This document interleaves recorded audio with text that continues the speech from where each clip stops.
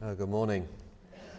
It's good to be with you again, and thankful for the opportunity to share God's Word.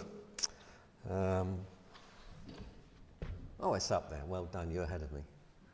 Psalm 139. You can see up there, I've put that in quotes.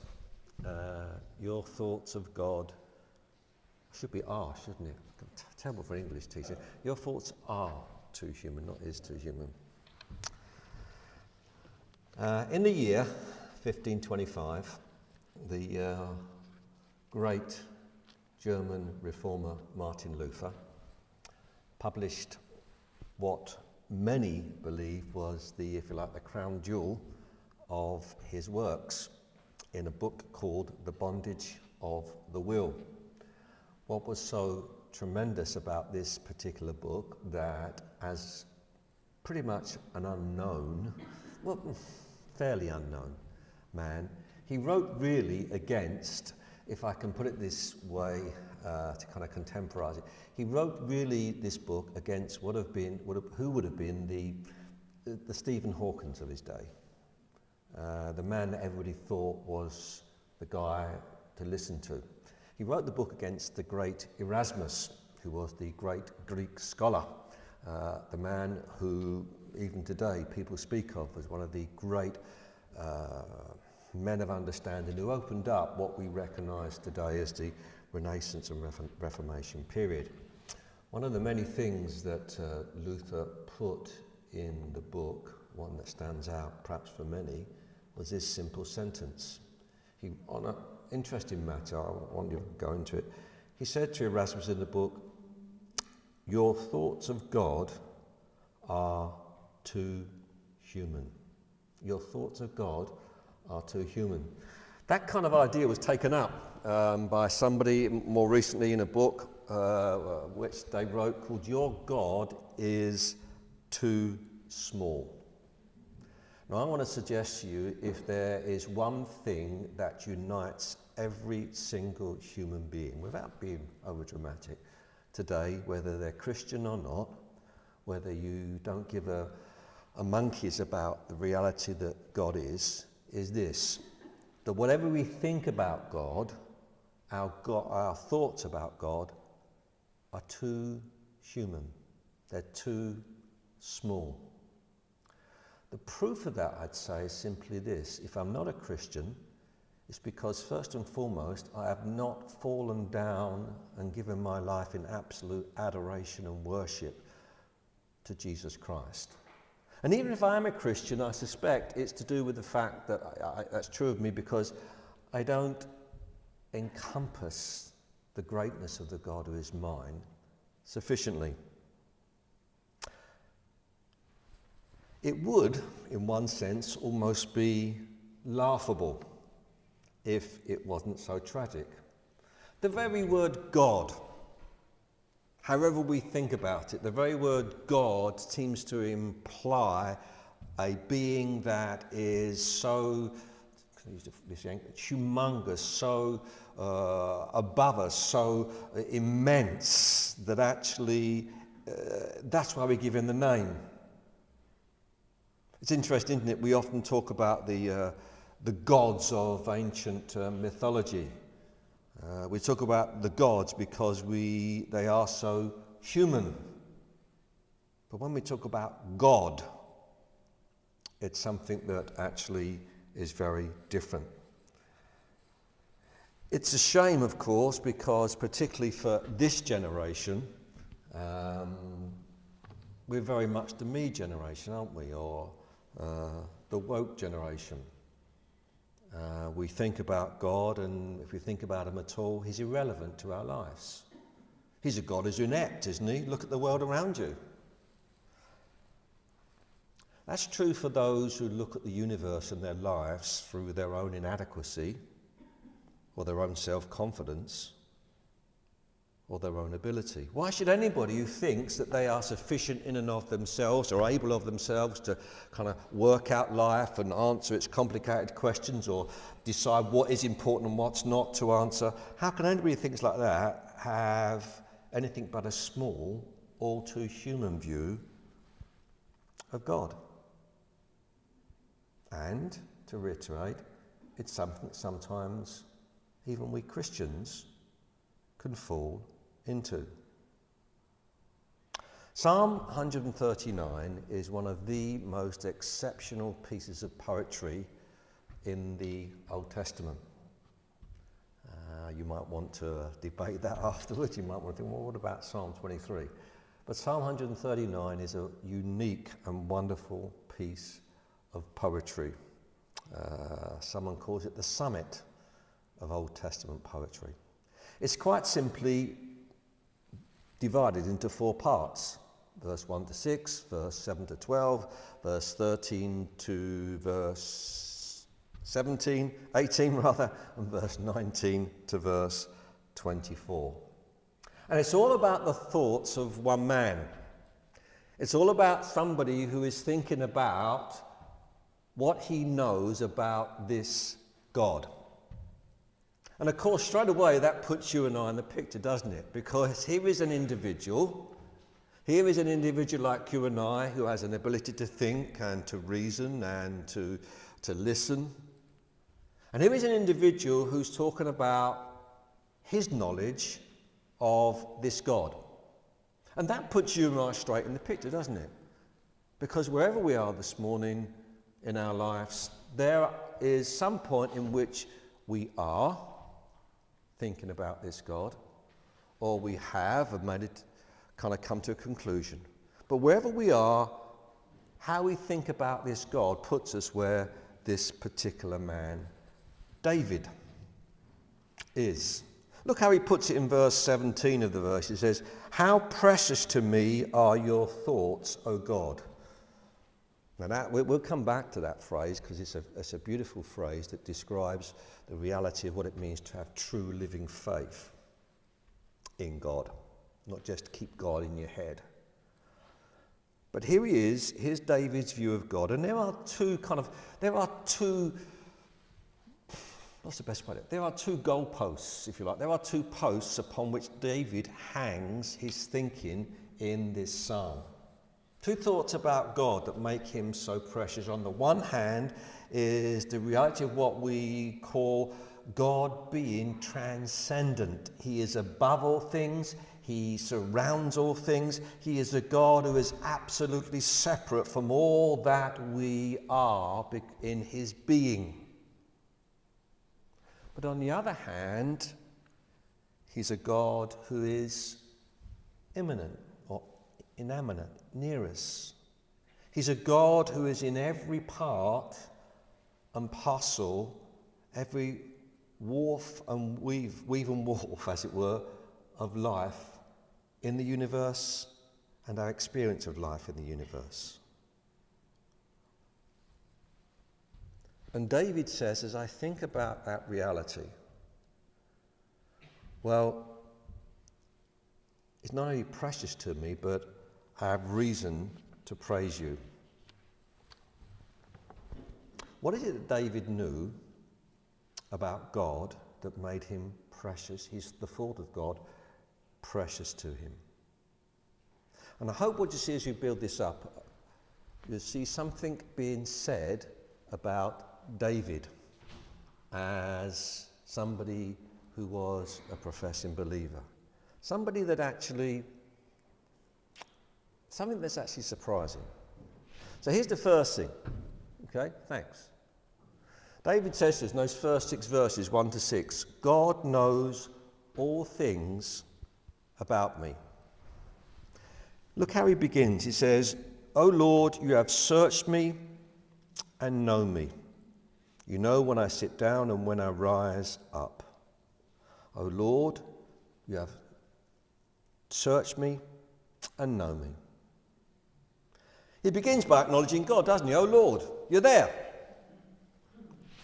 But the reality of his faith is this, that Lord, not only are you there, but actually, and I know you're there, but actually the point here is you know me.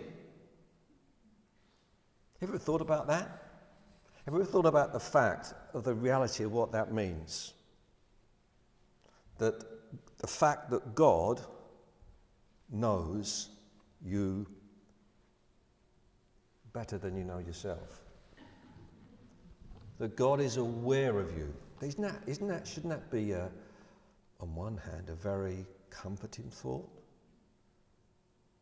That in sometimes life's loneliest places, sometimes when life seems to be such darkness, because we seem to be alone, God knows us. He knows we're there. In fact, he knows us better than we know ourselves. And that, of course, for this man David, tells you something about him. It tells you something about him because here is a man who is living with this knowledge which most of us do not live with. He's living with this knowledge that actually now, as the one who has come to trust in this God, he appreciates that this God knows all about me, and it does not drive me away from him. It makes me run towards him. And that's wonderful, because the basic non-tenet of the way in which I live if I am not a Christian is this: God really doesn't know all about me. That somehow there's parts of my life that actually are mine and nobody else knows about. Now, of course, in one sense, that's true. But that's where our thoughts of God are too human. Because yes, of course, that's true. Even from your nearest and dearest, there may be parts of your thinking or parts of your life experience that actually they don't know about. But not so this God. It's interesting that some of the themes you often find in some of the other poetry in the Psalms is this. It's this whole idea that the non-Christian says, Psalm 73 or Psalm 94, how can God know? Is there knowledge in God? The Lord doesn't see. Sometimes, of course, we pick that stone up, don't we, as it were, metaphorically, to throw it back at God. How did you not see that happening, God? Well, of course he did. That's what often makes great challenges to our faith in questions. Notice what David does here. He says, first of all, this knowledge of God is intimate and personal. Now, that first word there, he says, "O Lord, you have searched me." Literally in the Hebrew, it means to dig up. Now, I know a little bit about digging because my daughter is an archaeologist, and I can't believe this, but she loves to be on her knees and she loves to be digging up dirt, and does it ever so carefully. Not like with a big shovel, but has to be very particular about how she does it.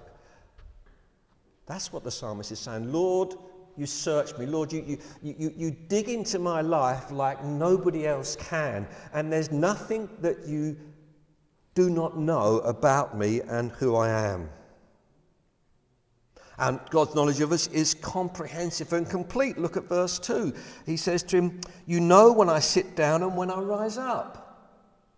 Now that's not just simply, is it, him saying, actually I know when I'm eating and when I'm getting up or when I'm snoozing. No. He's saying, here's a metaphor for my life. My movements in life, when I'm resting or when I'm on the go. You know all about me. All my ways are known to you. But that's enough, is it? Because he goes on to say in verse 2, you discern my thoughts from afar. Now either David is saying there, Lord, you're at a great distance from me, but you know, or more particularly what he's saying is even before I think about what I'm going to think about, you're aware of it.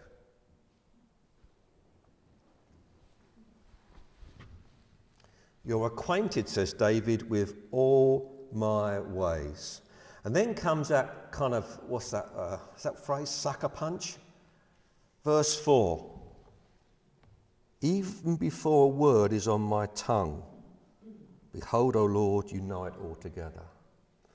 Wow, how many times we wished we hadn't said those words to someone we are disagreeing with.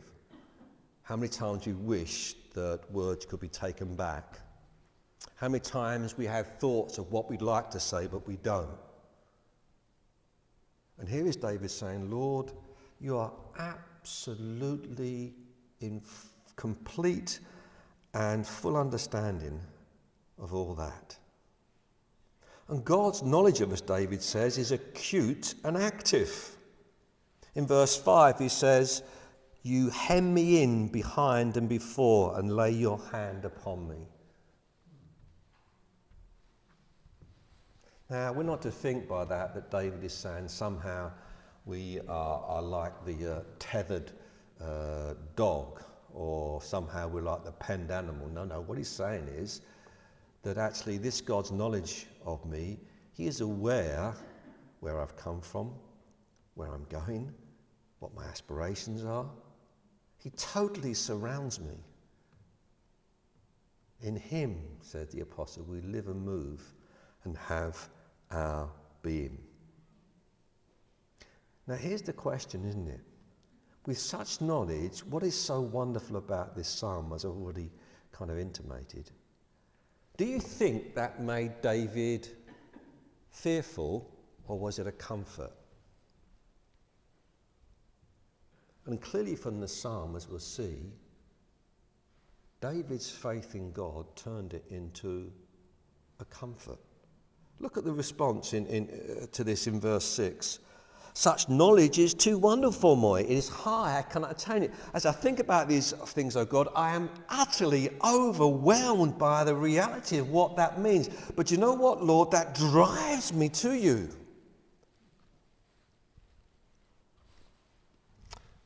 Notice secondly, thank you, I cannot hide therefore from God's presence. Now, you may be sitting there thinking, actually, you know what, this is pretty pedestrian. These are all things that anybody with a little bit of common sense, a little bit of nous would be saying, actually, well, that's got to be true if God is. But that's the very point, isn't it? The very point is that our thoughts of God are too human because we so often forget this or fail to appreciate what it means. And here is David saying, okay, the reality is I cannot hide from your presence. Look how he puts it in verse 7. Where shall I go from your spirit? Or where shall I flee from your presence? Where would you consider hiding, as it were, from God?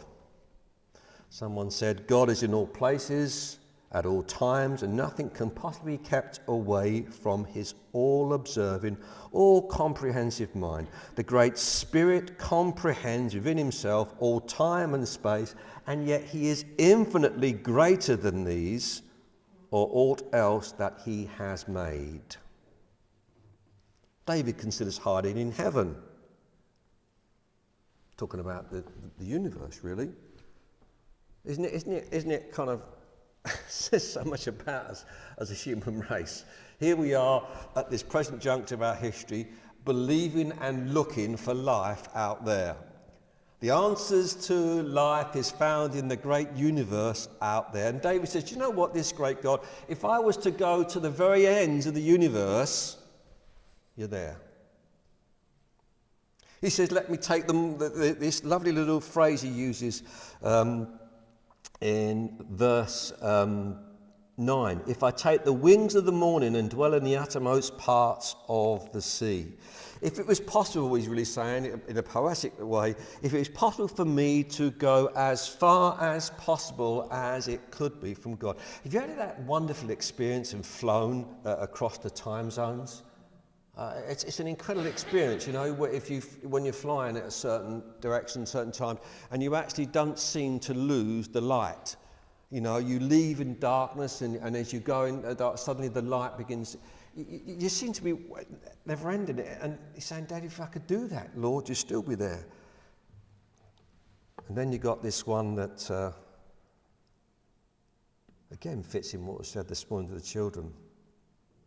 The darkness. Even the darkness is not dark to you. Isn't that a wonderful human response?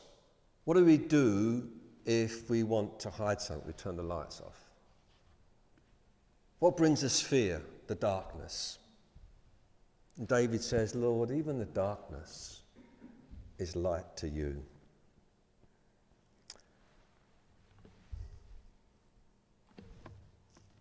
Takes some thinking about, doesn't it?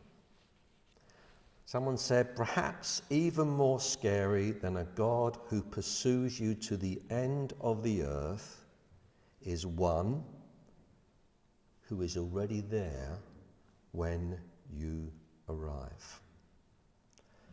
And why does David speak like this? Because this was his experience.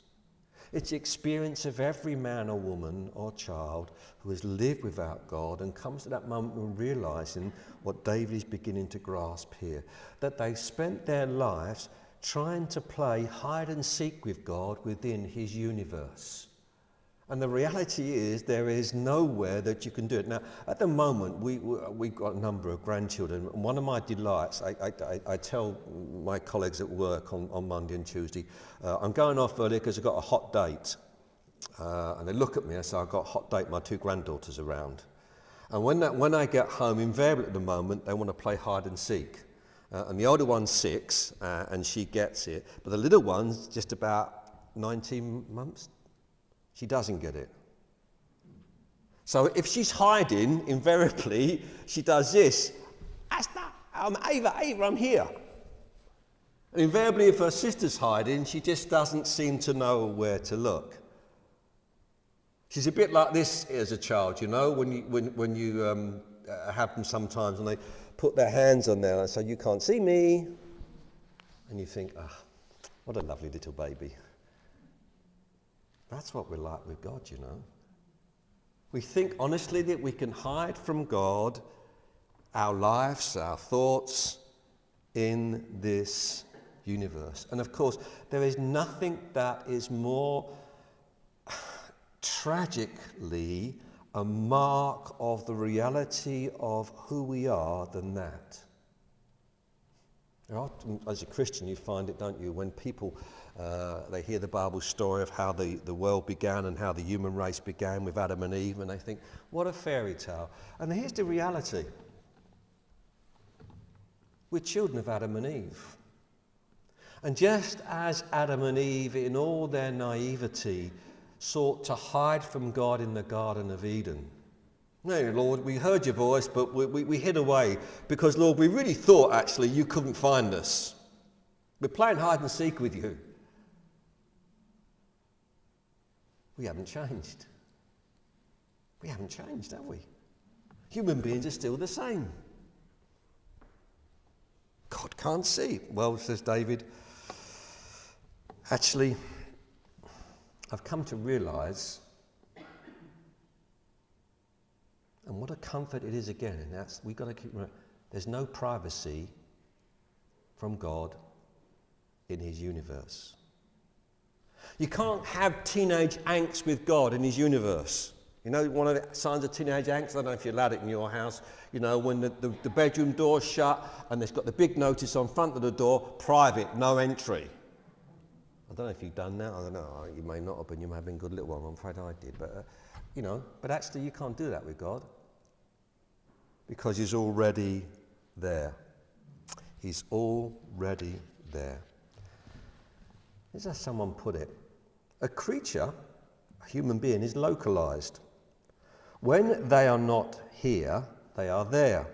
And when they are there, they're not here. Not so God. He is fully present simultaneously at every point in his creation.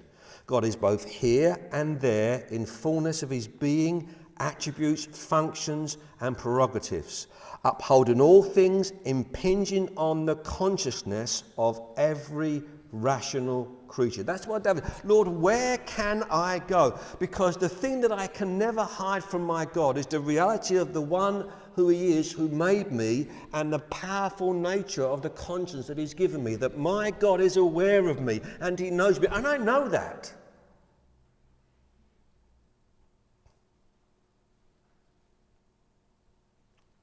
I'm going to share with you a secret. Please don't put it out there. As a very naive teenager, growing up in my generation, I had very long hair. I wasn't a Christian. It used to drive me nuts that my hair would curl up. So I went through a period of actually taking my mother's rollers out and putting them in and trying to curl it back in. Didn't last for too long, but it was one of those kind of strange things.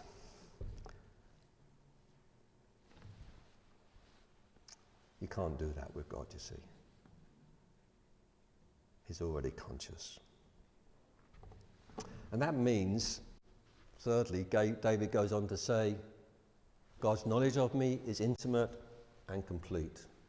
And we come now to that section in verse 13 to 18, which is just a tremendous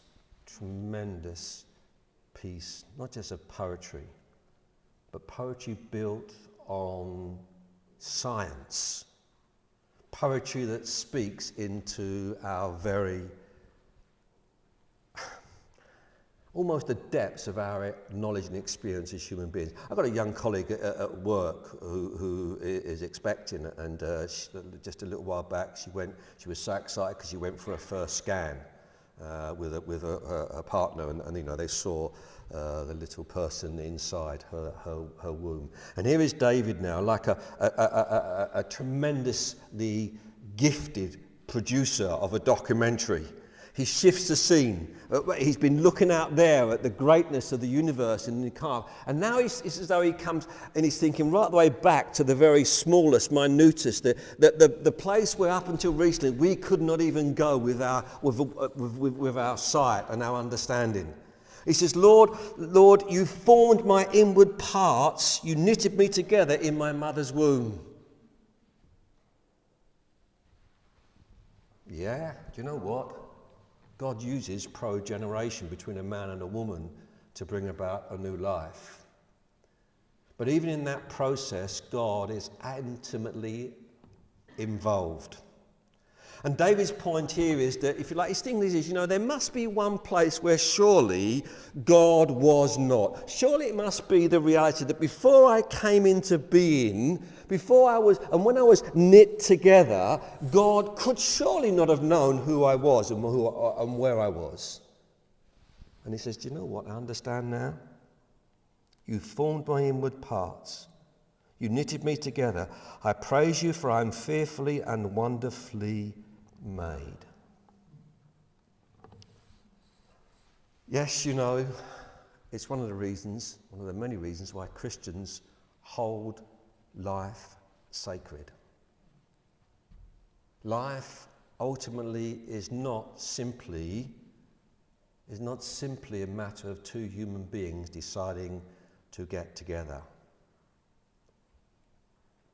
God is intimately involved in the creative act of bringing a new life into existence. Someone says all littles of our little world in the womb are thought upon by God.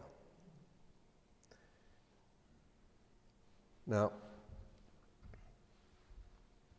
that's scientific, isn't it? Yeah. But what it is too, it's a statement of faith. You see how David ends that section when he says, the days that were, verse 16, the days that were formed for me, when as yet there was none of them. You see what he's doing? He said, Lord, at the very beginning, when the spark of my being was put there by you, you were there. And all the days that I were about to live were known by you.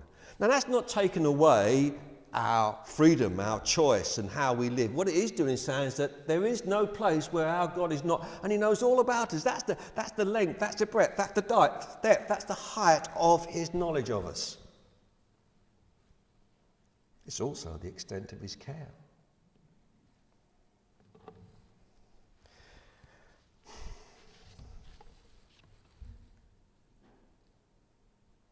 God didn't just give me birth, said David. God just didn't give me conception. It's not the fact that God actually follows me from birth to the grave. It's the fact that God knows me from conception into eternity. He didn't just know when my life ends, but the moment he brought me into conception, isn't this a thought? He knew my eternal existence.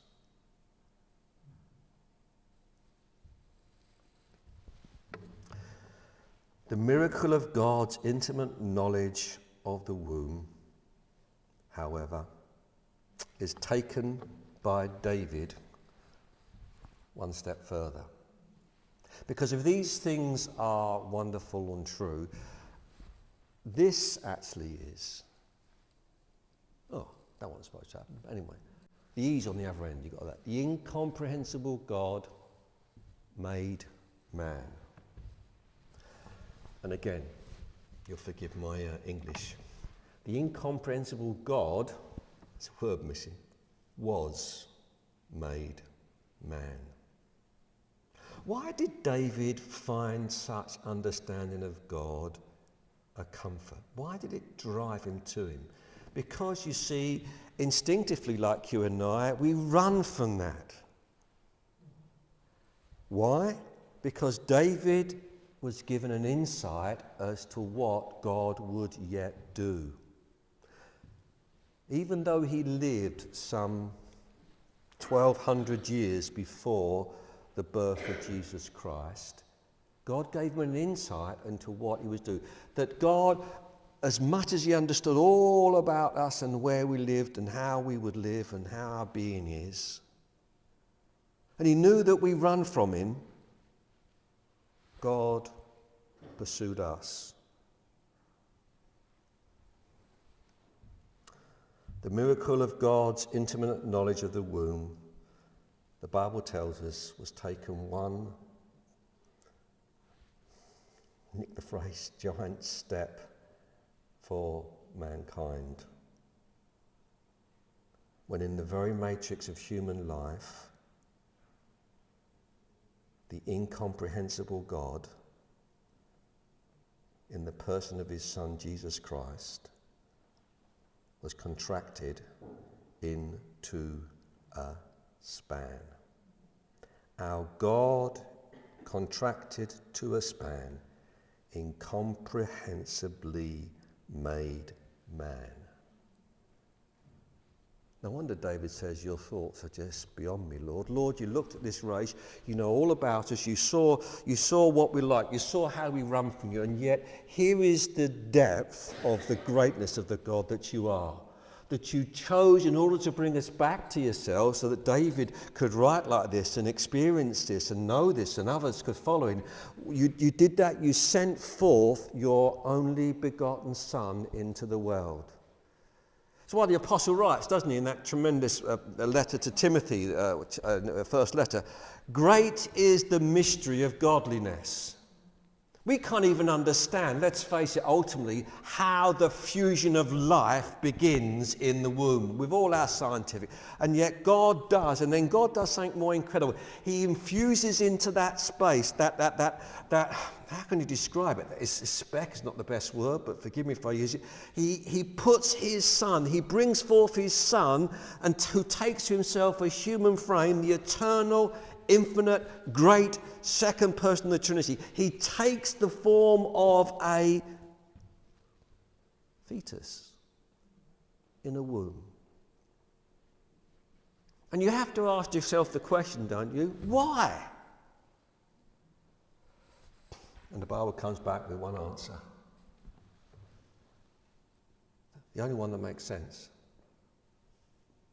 For God so loved the world that he gave his only begotten Son, that whosoever should believe in him should not perish, but have everlasting life. You see, the one thing that drives the Christian about this God who knows all things to them as a comfort and as a solace and a joy and a hope is that having known all about us, this God sent forth his Son to live the life that we live, to know the experience that we know. Someone once put it like this, and it's an incredible thought, that the eternal God, the infinite God, made his way down the birth canal. Wow. Why? Because he loved. And it may be here this morning you're wondering that there's lots of questions I've got about this crazy world in which I live. That there's lots of things that I wonder about why they are. And the Christian faith says, do you know what? We don't possess all the answers, but we do possess this great hope, this great certainty that Jesus Christ, as the Son of God, gave himself to take on a human form, to be born as a helpless baby, to live, to grow, to experience, to do such wonderful things for the people of his day with such a compassion and tenderness and care. And then, believe it or not, the incredible happens. That on a cross, he cries out, the eternal Son, to his eternal Father in heaven, something that actually, great is the mystery of God, we can't comprehend. My God, says Jesus on the cross, my God, why have you forsaken me? You're everywhere, and yet at this particular moment, I'm utterly bereft of you. How? Why? Because Jesus was prepared to pay the price for your sins and mine.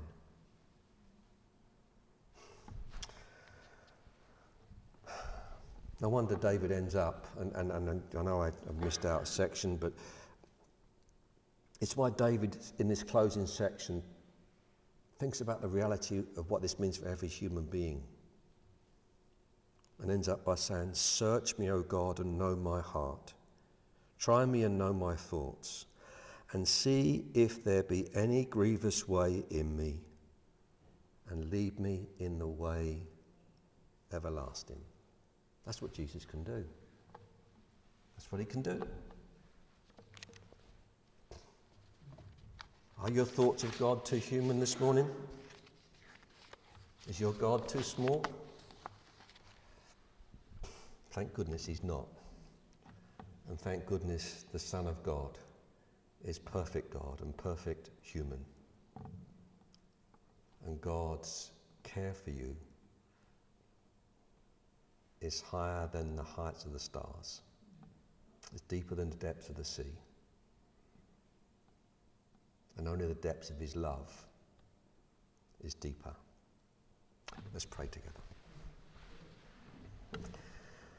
Our gracious God and our Father in heaven, we bow before you and acknowledge that even though we have tried to fathom the depths and the breadth of